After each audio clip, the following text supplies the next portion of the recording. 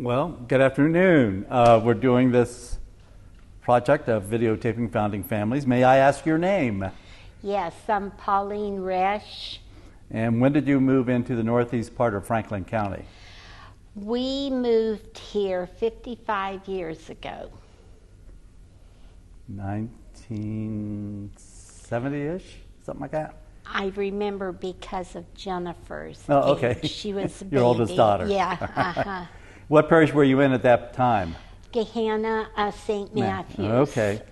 And what was your response when you were informed that a priest would be celebrating masses for the Catholics in New Albany as a mission, as a priest from St. Matthew came up here to say Mass for the Catholics starting in July of 1982. Do you remember that? I do, and I was excited.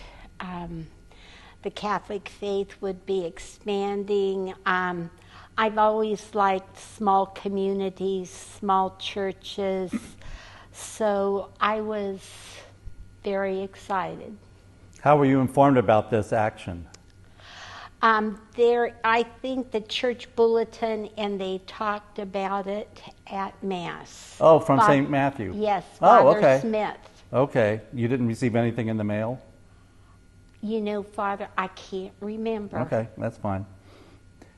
Did you know anybody before the mission here started? I knew Madeline Peters, Okay. yes, and Jenny Freed, and the Washingtons, yes, and the family that had the children that lived in the park. They had like 12 kids.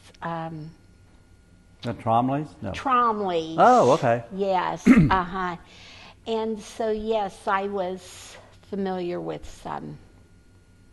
Did you have a sense that a new parish would be starting? I was hopeful, yes. Okay.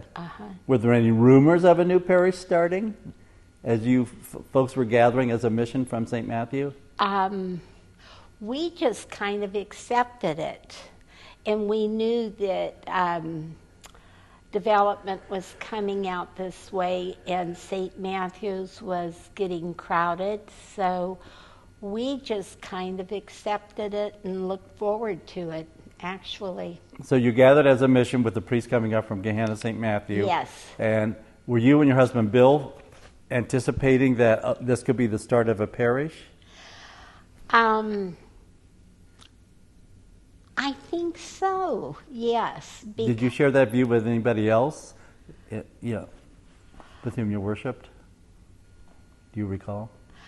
Just in that we would talk afterwards about some of the hurdles we had to go through about where we were going to have Mass, be it the school or the one church that invited us there and only let us come one time and told, I don't know if we were rowdy or not really. Apparently some people objected to it. And then the Lions Club. So I figured, if we were going to have that much trial or tribulation, it would happen. And through the Holy Spirit, it did. Rumor was that the community had to relocate from the school building due to a failure of a school bond issue. Is this correct, or was it anti-Catholic sentiment?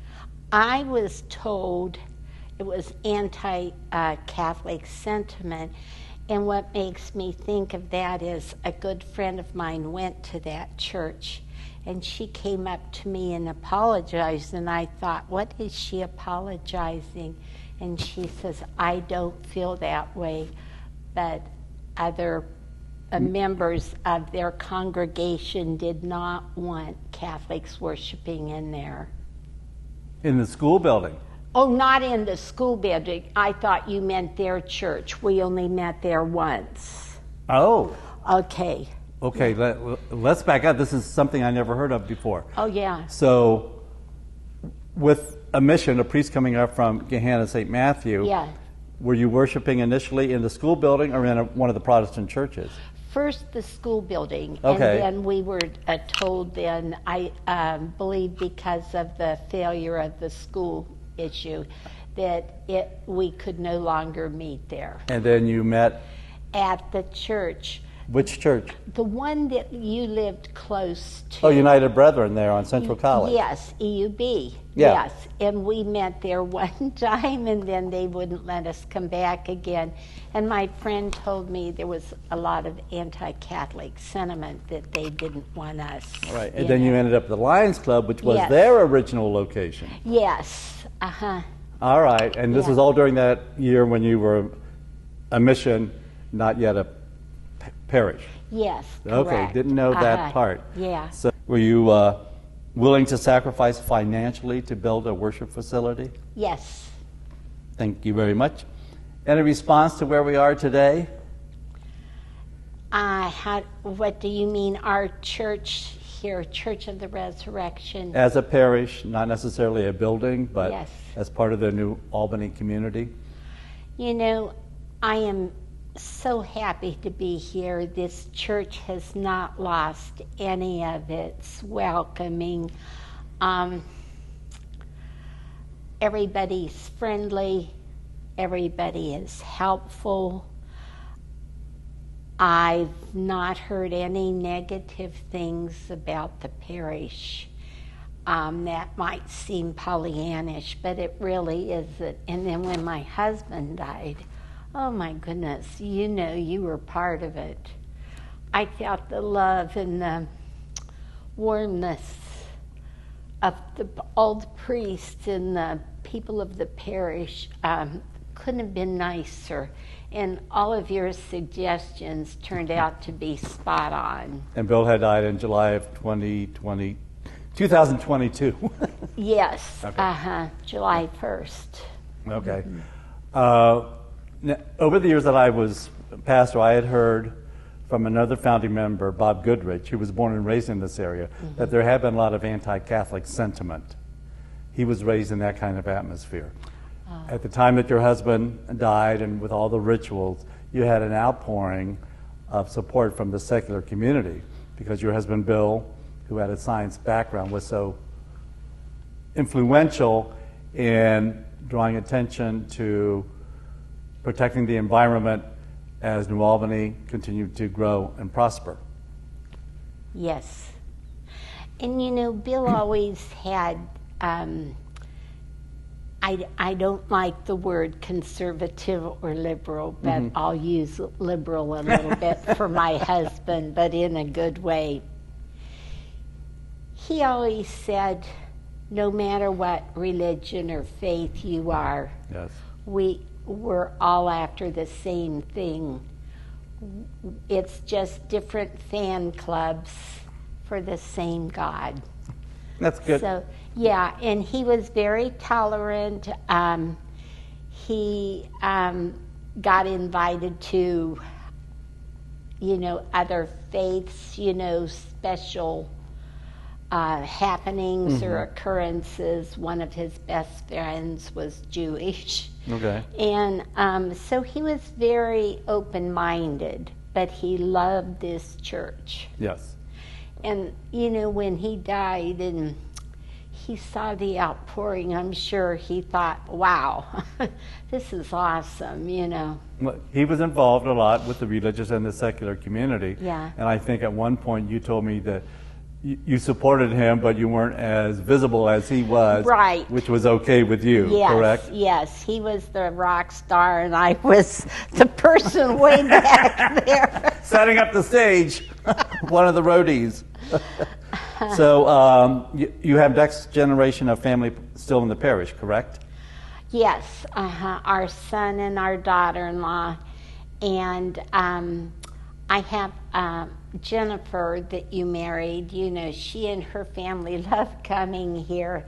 They belong to Dublin, St. Bridget Parish, yes. Bridget's, but she loves to come here. So She's welcome anytime. I know, and that's what I tell her, and she shows up. So I have two memories I need to share with you. Number one, I remember being invited to a reconciliation service for either Advent or Lent when the parish was meeting at the Lions Club. Oh. I don't remember whose confessions I heard, so you're fine, no problem. Thank you, thank you. I was starting to sweat. Oh, believe me. And then secondly, I was present for the dedication of the original church building, which we now call the Ministry Center, and that was dedicated in July of 1985. So, and I was one of about 30-plus priests at that point, and that was a good portion of the clergy, like maybe a fifth of the clergy of the diocese at that time. Today, that would be about a third.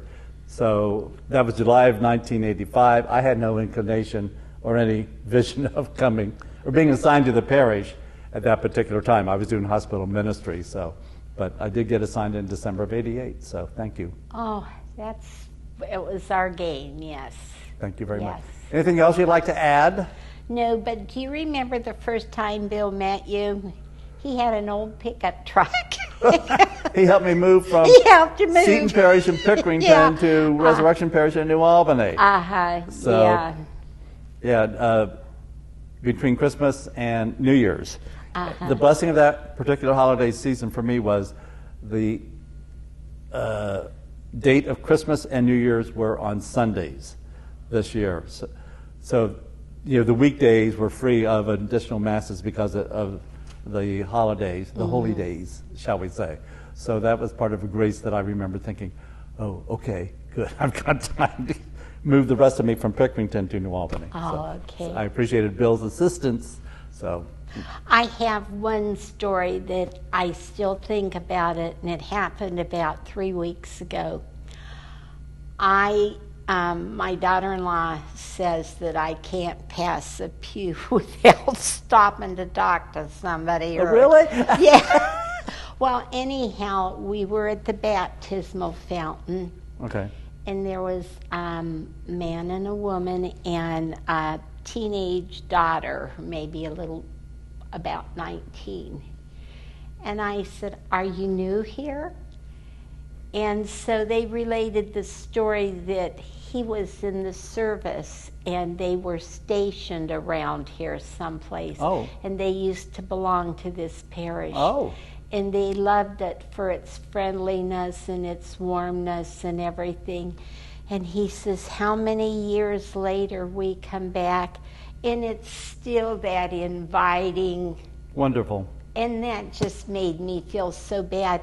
He's a permanent resident of Guam now. Oh, wow. Yeah, but he was visiting, and his wife and daughter, yeah.